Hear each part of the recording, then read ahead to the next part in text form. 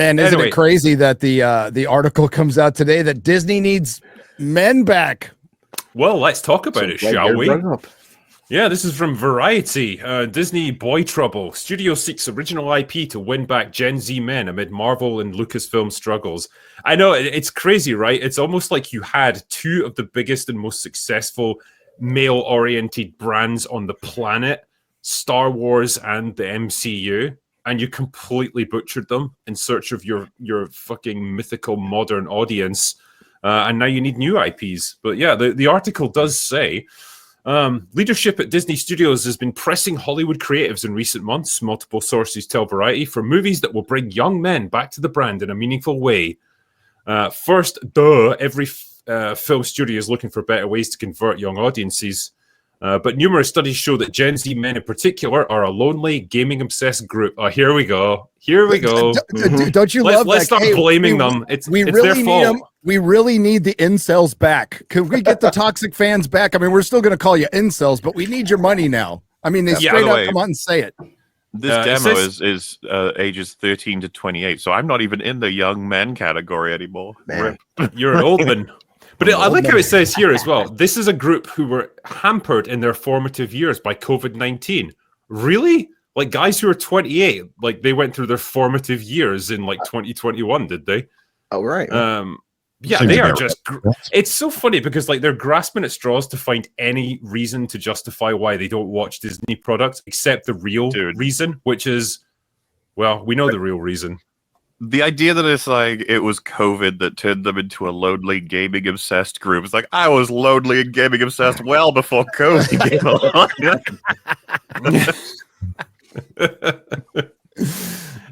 Yeah, and it's like, yeah, they're calling for original concepts, which is just, it's such a fascinating tack to take. Rather than fix the things that they've already screwed up, they would rather just come up with new IPs, because those ones, you know, Star Wars, that is just, the Force is female now, and there's no getting it back. So, man, you just have to give that up now. Yeah, and it says here, yeah, this is a great one. Marvel and Lucasfilm have sated men of all ages over almost 2 decades since the company acquired them. They misspelled hated. They misspelled hated. Yeah. The sources say Disney has been seeking new IP and pitches such as splashy global adventures and treasure hunts, as well as seasonal fare like films of the Halloween corridor. The calls come as the Star Wars machine struggles to produce any film projects, and the superhero genre sheds audiences by the minute. Gentlemen, could you suggest reasons why Star Wars and the Marvel are really unpopular now? Anything, Gary? Any reasons? Complete mystery. Yeah, I'm baffled. Mystery. Yeah, I mean, killing off Luke Skywalker when he ODs on the Force, sipping titty milk, female Luke Skywalker killing Han Solo, running into his own son's lightsaber, Acolyte, Red Letter Media's favorite show, The Acolyte, and yeah, I can't imagine why men don't want to come back. Oh, and then Marvel like literally making those incels that they need back the enemy in one of their shows, She-Hulk. And we're seeing that beyond She-Hulk. We see it in The Boys, and we see it in the Batman, and everything. Every bad guy's an incel now.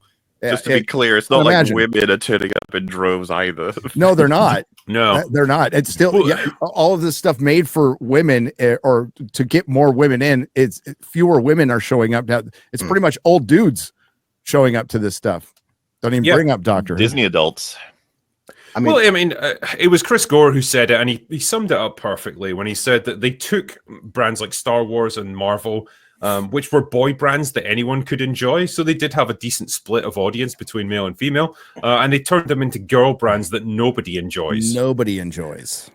Not to mention another callback. 2 months ago, Fathom Events brought my kid to see Indiana Jones and Last Crusade. Shall we compare Last Crusade to, say, Dial of Destiny? Ugh. We can't. It's not going to be a good comparison. Or even Crystal Skull. So, which is better than Dial of Destiny, I guess. Is this a way of like just because they'll never admit to it, obviously, but is this the sort of tacit acknowledgement that the great experiment is over and it has failed? Absolutely. This is Disney moving on. They have buggered this corpse as much as, or both of these corpses as much as they could, and now they're moving on to go bugger something else. Hey, gaming. Hey, anime. They're coming to get you. How do you do, fellow gamers? Yep. I'm one of you. Making the rounds in the graveyard every night. Like, anything left? No, we need more corpses.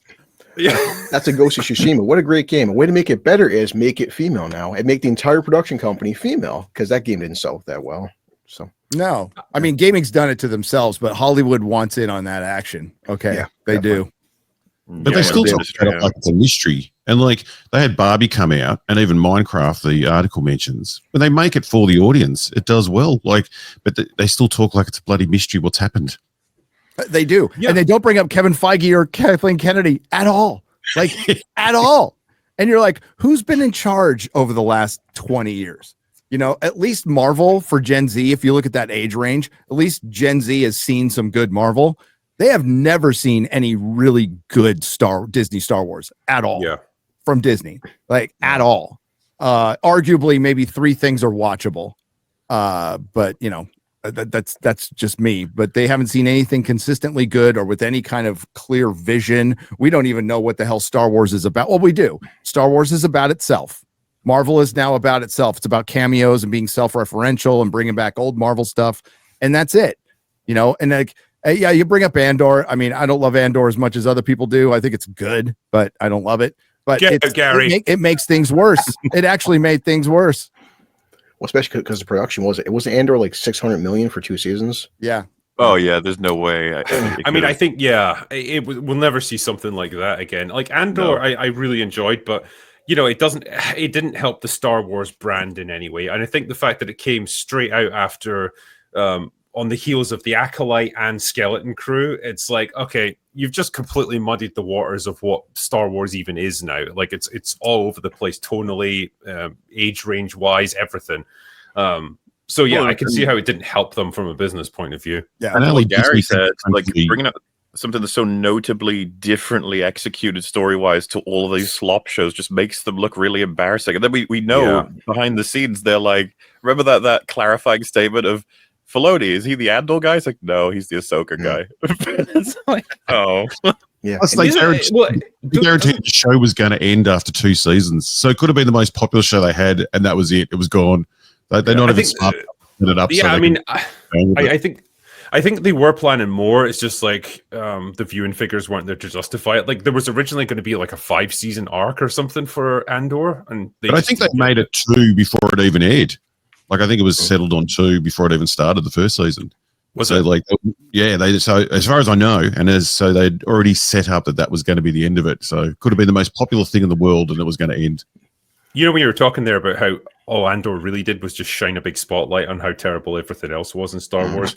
Didn't X-Men 97 have that same problem, according to Bo DeMaio, where he was like, yeah, Kevin Feige's actually pissed off now because like now everything else is getting compared to this, and people are like, yeah, that's the benchmark for how you do a comic book adaptation, and I mean, they're not happy. I think a lot of audiences can slowly slip into accepting and enjoying stuff that's much lower in quality if you do it in a like kind of like how Star Wars has slipped so hard. But as soon as you give them a taste of like something that's back to normal, it does kind of make you go, what the fuck was I watching for the past few years? What was all that? It's like, yeah, it's like stories are capable of way fucking more. So it's like the last thing they need is an actual good film to come out in their roster, because it just like it shines the light. Because you know, there's no worry that Doomsday is going to be particularly good. But imagine an MCU movie came out as good as Iron Man today. It would just be like, what the fuck? Everyone would be like confused. It would be jarring. Yeah, but yeah, with regards to the sort of general direction of this article, like I tried to sum it up on Twitter earlier, where I said Disney spends a decade methodically emasculating and destroying every single male hero in every franchise that they own. Also, Disney, hey, why don't men like us anymore?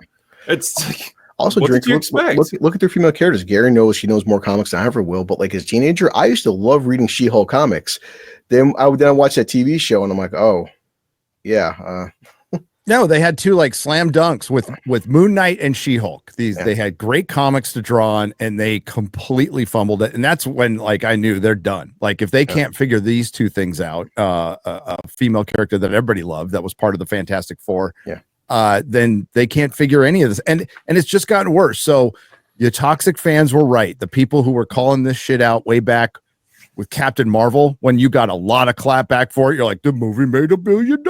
Everybody loved it. No, you were right. You saw the direction things were going, and this day was inevitable. Like this time was inevitable. It's surprising it's taken this long, and they still can't get the right reasons. You're still right. It's Kevin Feige. It's Kathleen Kennedy. They don't understand what they run, or if they did, they have lost that understanding. They sacrificed everything on the altar of the message, and it's just nothing but slop and a mess now.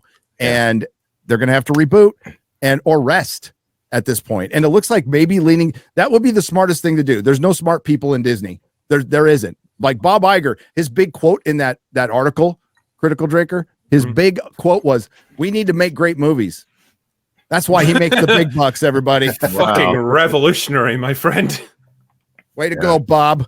No, and we've known the answer for years, and they have nobody to replace them with. They do need to get rid of Kathleen Kennedy and Kevin Feige someday, and they have nobody to replace them with at all. The funny thing is, like, I could see Kevin leaving before Kathleen, right? Which is ironic because, like, at the very least, Marvel is still producing stuff. Like, they're still producing movies that go to the cinema and do make some money. Like, well, they all lose money ultimately for the studio, but like there's at least a presence there. Like, so they're still doing stuff. Lucasfilm hasn't even managed to make a Star Wars movie in 6 years. Like, how do you fail that badly? They're scared. I mean, Mandalorian Grogu is not going to help. Yeah, the Mandalorian's coming out. Yeah. That whole $2 billion movie, right? I mean, it's so bizarre. Like, a show that's dying is their new hope. So, like, the next movie they've got after 7 years is a show that's already died. Like, you can't make this up. How badly they've handled Star Wars. It's mind blowing what the decisions they make. At this point, it's funny. It's just like every time they make it, you're like, God dang, you actually get dumber as time goes on. You learn nothing. This is hilarious at this point. Ultimately, it's sad because this is all stuff we loved that they have just pulverized into dust. But I said this a long time ago, but we'll be us nerds will be the one that are sifting through the ashes after this. Cause I still love a lot of this stuff and will forever, but man, they have destroyed the legacy of all these. See, when they pay billions of dollars for brands, they buy them permanently. They expect a permanent income. And they have destroyed that income. They put an expiration date on timeless stories. And now they're just a category on a streaming service or a lifestyle brand where you can go buy some perfume or some tchotchkes or whatever. And the story doesn't matter anymore. That's what Mickey Mouse is. Mickey Mouse used to have cartoons. There used to be Mickey Mouse cartoons. Now he's just a brand.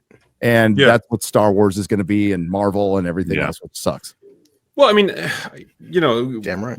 This is something that we've talked about before, and it's something I made a video about. And once Red Letter Media made a video about it, then it became actually true. But we talked about like the cultural impact of Star Wars characters, where you can go to a random person in the street and say, "Hey, do you know who Luke Skywalker is, or Darth Vader, or Han Solo?" They're probably going to know. Like, even if they don't watch Star Wars, if they've never watched it, they'd probably still know of those characters. I mean, you can say Jabba the Hutt, and they'll probably know. True. Probably, yeah. Just through cultural osmosis, because like this stuff is just permeated pop culture. But if you go to those same people and say, "Hey, what do you think of Kylo Ren or fucking Poe Dameron?" They'd be like, "Go away, or I'm going to punch you." Like, and like they won't know. And like that's the difference. Even though those movies made exponentially more money, nobody cares about them and nobody remembers them. And they didn't hit the pop culture zeitgeist, and they never will. I would be curious to 10 see years, apparently. They keep saying 10 years, we're going to love them again. And we're getting close to that 10 years. So, we're at 10 years for The Force Awakens. Yeah. Oh, yeah, right. Nearly. We got a few months. Is it the great misunderstood classic? Oh, totally. It's gained so many fans since its release. It's not at all crashed and burned to the point where no one talks about it ever. What's the problem is because it came out, it was at $2.7 billion. That's why they're like, hey, look, it was such a success. Everyone loved it. Yeah, it was about 2.1, I think it made, but a lot. And then you got Last Jedi. That was 1.3 billion, and then Rise of Skywalker, that was just over 1. So Sunk Not a good nice trend. and low. But yeah, what I was Yeah. going to say is it'd be interesting to get the stats on asking the general public how many Star Wars movies have released since the rise of Skywalker, and see how many people don't say 0. If they were like 3, There's been a bunch of stuff out. Well, I was curious, like if you had to try and predict, right? So when the Mandalorian and Grogu movie comes out that everyone's super excited for, what do you see that doing in terms of box office run? Because I think 500 million is probably like a good number. That's got to be the ceiling, right? Because everything's working against this thing. Star Wars' cultural footprint is dying out completely. The average person probably doesn't recognize or care about Mandalorian. That's a crazy gamble. I don't imagine the marketing is going to jazz the shit out of people. And what's the pull of this? It's like, oh, you get to find out how the sequels come to be. You're right. It's like, okay. And there'll be more YouTubers going to see it than public. I think It'll be so. all their first day. It's like that literally Grogu is the reason that the Mandalorian became this like big deal within the the Star Wars fandom. And it's like they didn't even expect that. They were surprised they didn't. by that.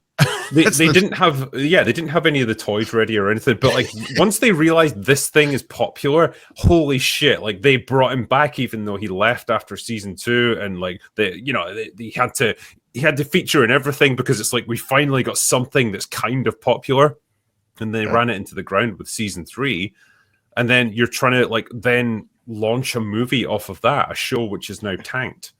Viewership-wise, it needs to be studied how so many people, just based on their reputation and their poor hiring skills, get paid so much money to make so many bad decisions at Lucasfilm and Marvel. That has to be studied. It's incredible.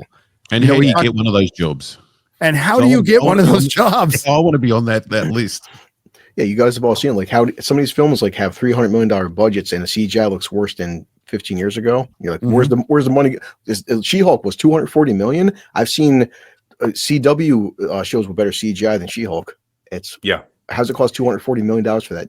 Make it make sense. I mean, like, just bring up cocaine. We'd buy it. We'd go, okay. But it's not even that. It's sniffing your own farts. The reason these things cost so much and the reason the CGI looks like garbage is because they never nail down their scripts anymore. Right? They do it, they focus group test it, they'll put it to a test audience, then they'll realize they made a bunch of mistakes, and then they'll go back and they'll demand that the VFX houses re-render all of it, and then they'll ask for it again. And like by the time they get to the finished version, it's like being through the mill like 3 or 4 times, and everyone's burned out and they've not had enough time to render it properly, and it looks like absolute dog shit.